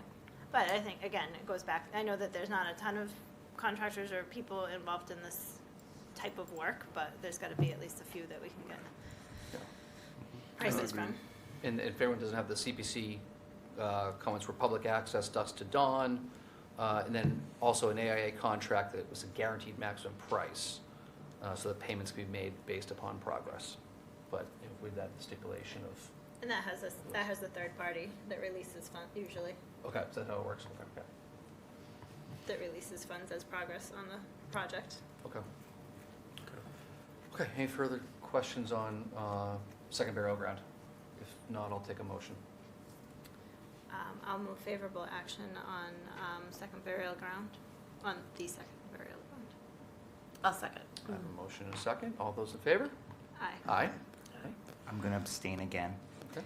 and I'm going to sit in the audience for the next two. Okay. It's nice to have you, Dave. All right, 4-1. Okay, next up, we have the Historical Grant Pilot Program for $25,000. So I think we discussed this one a little bit last meeting, and that the Historical Commission, according to CPC, has agreed to administer this program. This is one I struggle with a lot. I'll just be candid. Again, having the discussion, it's one thing for public money to go to private institutions. It's something I think else for it to go to private homeowners. And I somewhat question how effective this one can actually be. If we're talking about painting a house, it's going to cost you $35,000 to begin with. And if we're talking about capping this based on income or a small portion of the project, I don't think there's enough money here that becomes a go or no-go on some of these projects, even if we kind of take the leap that the public benefit is pretty historical homes in town. I feel like, especially since this is a pilot program, this is something that could grow over years, and this is one I really struggle with seeing where public money is going to go into private homes, but I that's my. would agree with that. I guess circumstances under which I could consider it is if it were administered in a way that the Affordable Housing Trust administers something, so they're very stringent, and not that they can do it, I know, but like very stringent. Like none of these income homes would fall guidelines, under the but Historical Trust's mandate, these- right? Well, I'm not- sorry, the Affordable housing. Affordable Housing Trust mandate. Yeah. Right, but I'm just saying, there are programs already set up that have very specific income stipulations, and I might be on board with this if it mirrored those stipulations, but otherwise, I don't know, I feel like you know where you're buying your house when you buy it, and I have a lot of projects I'd like to, no. So I appreciate the sentiment, but it's not something I feel like $25,000 could go to another project in the community that would have a much bigger benefit to the community. So I'd rather hang on to it till another project comes along. Personal opinion. What was John's sentiment as far as bringing this forward? Like, what was it?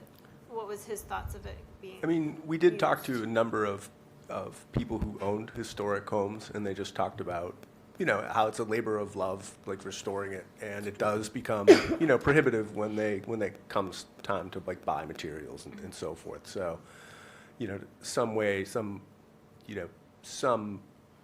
we looked at it as like defraying the cost of like the extra marginal cost that you incur because you're keeping your house to the standard of the historic district and the historic restrictions upon it. So that's basically the thinking behind it. I think this is true, and somebody else might be able to, but the historical commissions have gotten sort of, I think, better at approving alternative options for people as time has gone on. There are better materials and things that sort of mimic but are not as expensive as original. So I feel like, a lot of this sort of falls on the historical commissions and not to work with the residents who have to come to them to do the work on their homes. So. Yeah. Yeah, it's really hard to give private homeowners town money to renovate their homes. Yeah. And then again, I see this as a pilot program that may or may not get applicants, but if there are a lot of applicants, I can see it potentially slippery slope growing over years, and that I don't necessarily know that I love that part of it either. I think, you know, Listen, Stevens Pond could use $25,000. Well, no, is what I mean. right, but at the same time, you know, the CPC can only act on the applications that are before it. Sure. This is one that was more of kind of an idea, and it's not without precedent, as I think we heard from Bill before. I don't know, I can't, on principle, I think it's not even a question of priorities of moving this $25,000 to the Affordable Housing Trust or anywhere else. Hang on. To me, it's just, I struggle with this one. We would have to create some, well, obviously an application process, and then somebody would have to administer it. Right, which will cost you your $25,000. Well, it was supposed to be the Historical Commission was going to do that, right? Yeah, but there's still Until it's administrative really costs to yeah. it. Yeah, that's, Okay.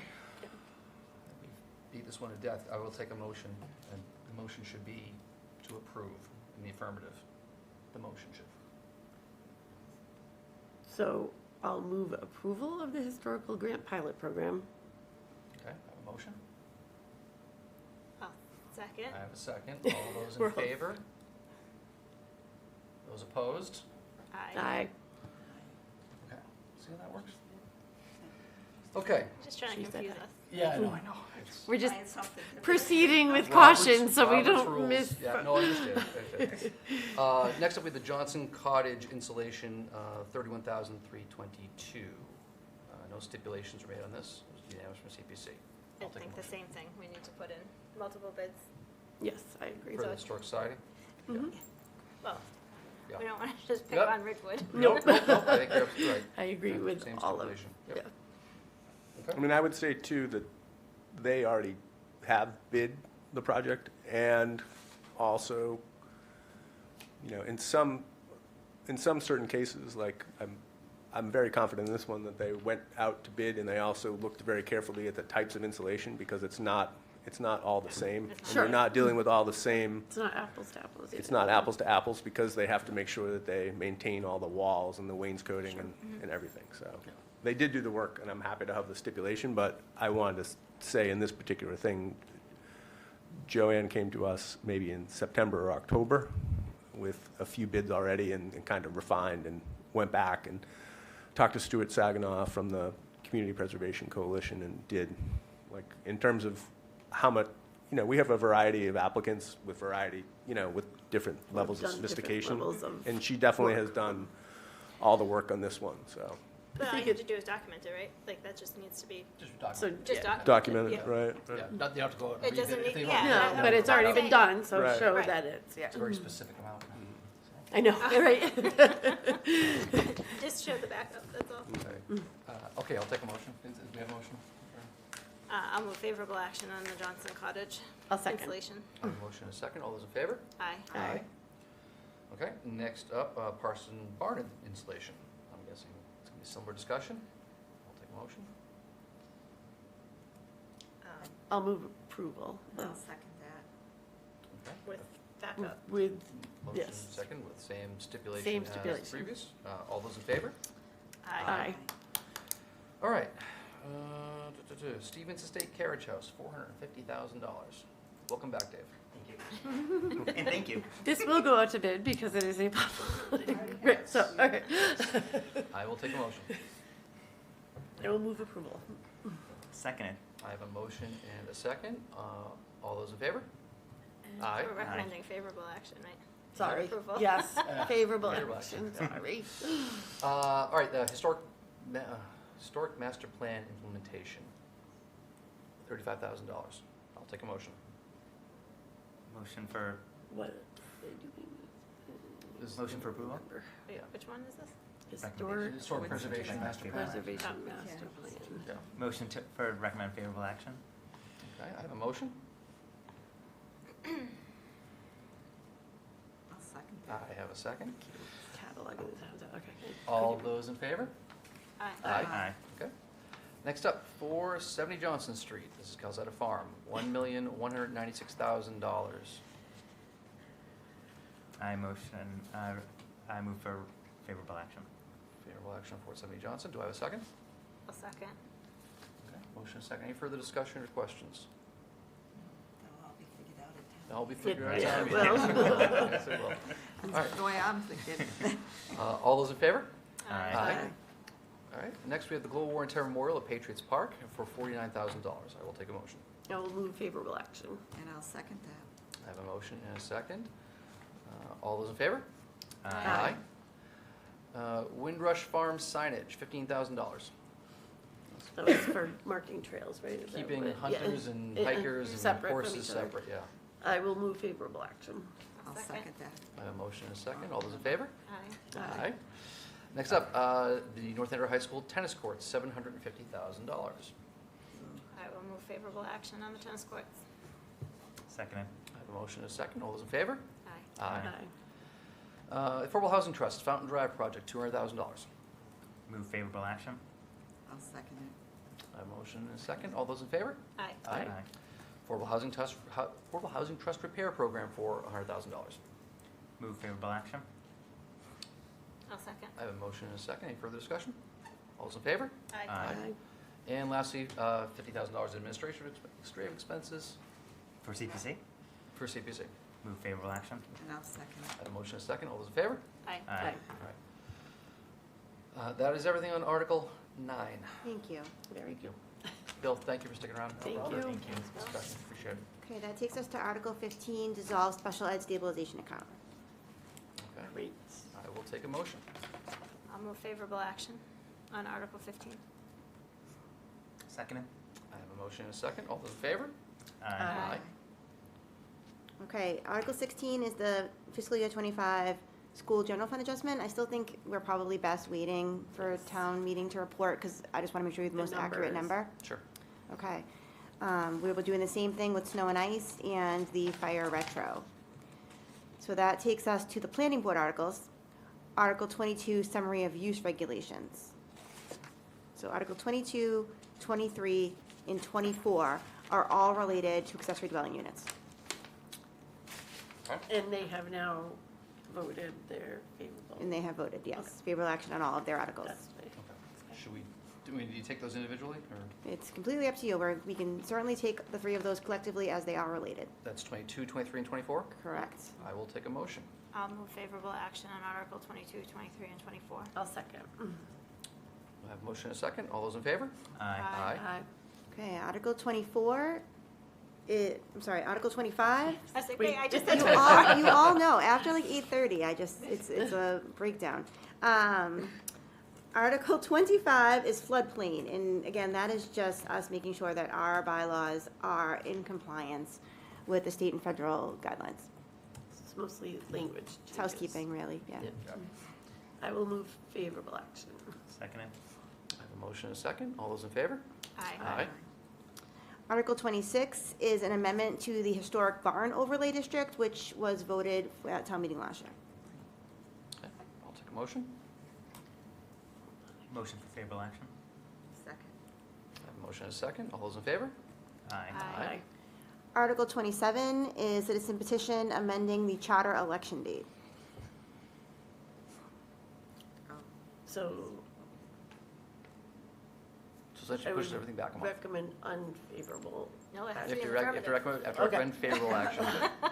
Recommend favorable action. We have to do the same thing we just So did. you could, what I usually do is if I recommend favorable action in the hope that it does not prevail. Right. I know That's- people like to keep the motion in a positive, which I get, but you can, Yeah, but it could send the wrong message, Yes. too. Right, that's, That's what I was thinking. because we're if you making put unfavorable, Yeah. yeah. Is it, It's gonna be printed in the warrant as Unfavorable. unfavorable action, so I can recommend unfavorable You and can. everybody can agree with that. It ends Okay. up meaning the same thing. I'll allow. So- I was like, I feel like we've done this before. I don't want to say more. So, Backfire just on us based because we on did it. discussions with Dawn and feeling like we don't want to overburden, I mean, I appreciate the thought behind it, actually, but I would recommend unfavorable action to change the date of the Yeah. election. I just think if you're gonna run for elected office, like, that's. You should just that's- run. You should, well, but that's spinning, like, well, And well the- before December, like. And the It's in- longer lead time you have before town meeting, the better anyway, and all of Especially where those kinds the of way our things. charter's written. That- And I think the election, the Tuesday after the April break Is a terrible idea. problematic. Yeah, people could be away. Yeah. Yeah, you see a lot of that, like, yeah. So I would recommend unfavorable action. Seconded. I have a motion and a second. Any further discussion? All those in favor? Aye. All those opposed? Chair, I'm actually vote no on that. Okay. Article 28. Okay, and last Only being is, cold. it's okay. Last is the transfer to the Special Education Stabilization Account. I did send an email to Mr. Rogers asking if he would consider withdrawing that before we go to print tomorrow, so we want to just wait to take a Yes. position? Okay. Please. Okay, that's the warrant. Hey. We did pretty was well good. tonight. How does withdrawal work? Like, So if you withdraw before we go to print, Then it, and it is a article that's already been numbered like within, and it would be confusing, there's just the W for withdrawn. If it falls at the end of the warrant, like this one so conveniently does, it actually could be You just could just- We removed. could all go home. However, that might be confusing because it is referenced in the Finance Committee report. So we'll have to kind of think that through, how we want to handle that, but typically that's what you would do with the word withdrawn. could just say withdrawn, yeah. Okay. Okay. So that's everything on item I. Okay. Very good. Next up, on item J, we have to take a vote, a public vote on the town manager contract, which we discussed in executive session. I will take a motion. I'll move to approve the contract with Town Manager Melissa Murphy Rodriguez through September 15th, 2030. I'll second. I have a motion and a second. Any further discussion? we're very, Just very that- lucky. Yes. Just that we're lucky that- Do it quick before she changes her mind. Stuck with us for the 5 years. Yes, we very much appreciate all the leadership and hard work that you've put through. We've had, I actually had a list for another question, but we've had floods and wildfires and school deficits and snow and ice and microbursts and a gas explosion and COVID. So just to name a few things. I that went you've- through that same list today with somebody else. Just to name a few things that you've guided us through over the years. And we And keep not to saying mention- next year we'll be quiet, but I can't guarantee Not to that. mention the day today, right, on top of all of that. But the innovative approaches to Mhm. certain It's amazing. things that Absolutely. We're could so could bog lucky. us down. Mhm. We're so That lucky. you do, you come up with great plans. You and the for whole difficult team. issues. I'm just as lucky, so thank you. I think we've said this a million times in private and in public. We're very grateful to have you and your partnership. You keep us out of trouble, which we're very much appreciate. Well, so you do your best to keep us out of trouble. Sometimes it's impossible, and we find ourselves. And I just want to say, just in the process of getting to this point with you, you've been remarkably patient. We've got a lot going on, as you well know, and as the definition of a team player. And Definitely. we really, really appreciate that. So, Thank you. yeah, we have a motion and a second. All those in favor? Aye. Next up, we have to vote on Chief Gray's contract. Thank Congratulations. you. Yeah. Oh, still here. He stuck around. Kept you He late. did, so we, late. This is late. You don't need to this is speak. late Before for 30. Chief Gray. He stayed till 9 o'clock. I feel like he should give a speech. He said he goes to bed early. He does. Not that I know. My boss gets up at 4:30 too. Like, how do you do? I just like can't even believe that you do that. Doing it for years. Yeah. His body's used to it. So this is a 3-year contract. It actually mimics the union's contract almost entirely. Chief Gray was wonderful to negotiate with, except that he didn't remind me that his contract was ending until like 3 weeks ago. So there's no change in terms at all. So pretty simple. And he does a great job. Focus on doing the job. Mm-hmm. Wants to take care of himself. So, I will take a motion. I'll move to approve the contract with Police Chief Charles Gray through June 30th, 2028. I'll second. I have a motion and a second. Any further discussion on our end? Anything you'd like to add? After the vote, I just want to thank everyone again for the trust you're putting in me for another 3 years. That'll be at the end of this contract you just voted on, we're going to vote on. It's going to be 12 years as chief. It's going to be 29 years as a police officer. The town has changed a lot, but I'm going to add some more things to your list about working with Melissa. On top of the things you just said, we have murders, suicides, fires. We got cameras all over town now that have helped solve some of those. And just all in all, I speak for not only my senior command staff, my lieutenants, and my senior officers, but she is unbelievable to work with, and it's just makes our job so much easier. And, you know, I'm so happy to hear that you just gave her a 5-year contract, because that gives us a collective sigh of relief that we're going to just keep moving forward as we are. So thank you on behalf of the police department, and thank you for your vote upcoming in my contract as well. It's a mutual admiration. So, and we know how much you don't want to be at that podium, but we appreciate it. I don't mind being there. I have to listen how much better Chief Nix is than me. It's a tough competition. We greatly appreciate everything you do, your leadership of the department, and everything the department's done to keep us safe. We've had certainly a lot going on Been busy. the last several years. But it's also a great team. Yeah. They're a great We're very team. lucky. So, Yes. so we don't forget, all those in favor? Yes. Aye. You're stuck with us another 3 years. Congratulations. Thank you. Okay, item L has been tabled, It has, thank you. okay? Which moves us to item M, appointments. Jess, Dave? Dave, you want to take it? Sure. You want to speak? Mark is Poet Laureate Committee. He's served on as he served as Town Poet Laureate from 2018 to 2023, and this is a reappointment, right? Well, yeah. He He was off temporarily for left. 1 He's year, back so on. so it's a And appointment. He had previously been Poet Laureate. read us a great poem when Yes, he he came in to did. talk to us. Yes. So. That's fun. It was great. Michael is he is marketing communications. He's deep passion for history and civics. Is passionate passionate about history and about community. So it was wonderful meeting him.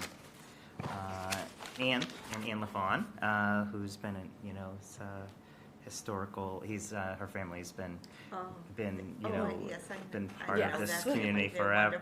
I think forever and ever, and should be a phenomenal asset to the historical commission. I know they would be excited to have her, and the town would be very lucky. Yeah, she's a lovely Always woman. grateful to have so many great applicants. Yeah, we are really blessed. I will take a motion. I would move approval. For all three? For all three? Yeah, I'll take all 3 at once. With Yeah, the, no, with that's the fine. dates. Of, Yeah, if someone wouldn't mind reading the dates into the record, because we do have. I'll move or With adjusted dates with the coming dates forward. as how's that as outlined in the agenda. Okay. I have a motion. I have a Made the motion. I'll second. And you second? Excellent. All right, all those in favor? Aye. Aye. Thanks for keeping me moving. Appreciate that. All right, consent items. We have some donations. I'll take a motion. I'll move that the select board accept all consent items. Second it? I have a motion and a second. All those in favor? Aye. With letters of thanks. With our thanks. Okay, approval of minutes. The open session minutes of March 31st, 2025. Everyone's had a chance to review. I will take a motion. Move that the select board approve the open session minutes of March 31st, 2025 as presented. I'll second. Motion and a second. Any further discussion? All those in favor? Aye. Select board updates. What do you got? Well, happy Passover and happy Easter. Yes. Excellent. Thank you. Yes. Very holy and important holidays, so it's always nice to remind people who might all of a sudden go, oh, I didn't realize it's this weekend or something. Does happen. And the schools are a half day on Friday. Oh, That was a yes, change. that's a good reminder. Yeah, just a Yep. reminder. Oh, That's right, yeah, it's a little late change. They're They're ready. ready for it. Yeah, That's of good. course I know they a are. few They parents- always Yes. step up. Yeah. They're open at He's like, we're ready, we're ready. We'll take So those. Thank you very Great much, stuff. Rick. Yeah, I knew you'd be thank you, right on Rick. it. I know a few parents have been scrambling, so. the youth center is such an asset to our community that not every community has. I Very lucky. would agree. we I were one see. of the first in the area Yeah. to have that. No, many people realize And like what they're Dave- missing if they don't have it, but Dave Rand was very was instrumental. it, yeah. Oh, that's what it is. It's so nice, yeah. He spoke really wonderfully about why we need it. I get lots of questions at professional meetings about our youth center and how we run How things. people Yeah. can make And the it senior How happen. jealous my Like, yeah. colleagues are. It's In the amazing. senior center. I wish I had it for my own son when Yeah. he was in school. Well, middle school is such an awkward age, right? They're not elementary school anymore, right? But they have somewhere to go and You like, don't want them home alone. yeah, you don't want them home alone, yeah. Every day, yeah. It's been great. Okay. Any other select board updates? Historical Society has so many events going on. That's true. I did notice that. I can't even, I couldn't even begin to enumerate them. Check out their website for wonderful historical events, celebrating Rev 250 and amongst many other historical activities. Awesome. Who's getting up early and going to Lexington? Anyone? Okay. Town manager's report. It just says town meeting in big red letters. Yeah. 24/7 from now until town meeting. I was like, I didn't do a report. That's Oh, how wait. You now have It's all 11 hours. refreshed. Yeah, now we have 11 hours. It's fine. We have a lot of papers on the desk right now. That is Melissa's Super Bowl. Yeah, is. looking Yeah. forward to it. She is our captain. Well, we do have one more meeting prior to town. Two more meetings? I think Two so. more meetings prior to town meeting, so you'll get to see us again. So, our next meeting is April 28th, same time, same place. And with that, I'll take a motion. Motion to adjourn? I'll second. Motion second, all those in favor? Aye. We are adjourned. Thank you. Comments are?